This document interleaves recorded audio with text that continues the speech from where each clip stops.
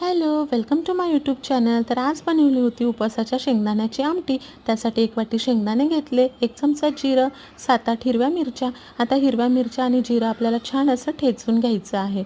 मस्त असा ठेचा तयार करून घ्यायचा. तुम्ही बघताल छान असा ठेचा तयार आहे.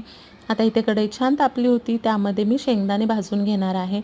आता शेंगदाणे ना सोनेरी रंग येईपर्यंत भाजून घ्यायचे आहेत. जास्त जाळायचे नाहीत, मध्यम आचेवरती छान असे हे शेंगदाणे भाजून घ्यायचे. आणि त्यानंतर तुम्ही बघताल याचं साल निघू लागलं की समजायचं शेंगदाणे भाजले गेलेले आहेत. आता हे भाजलेले शेंगदाणे मी एका प्लेटमध्ये काढून घेते आणि त्यानंतर हाताने ह्याला चोळून जितकी ह्याची साल निघेल तितकी काढून घ्यायची.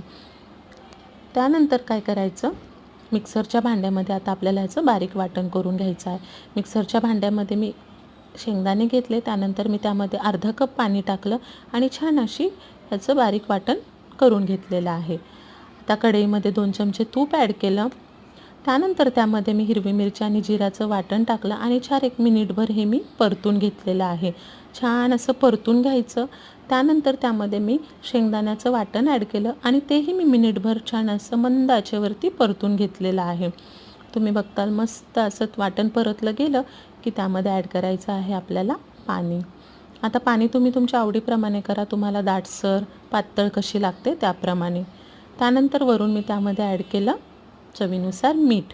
साधं मीठ चालत असेल तर वापरू शकता, नाही तर मग उपवासाचं मीठ तुम्ही ॲड करा. मस्त असं आता हे एकजीव करून घ्यायचं आणि सतत त्याला ढवळत राहायचं आहे.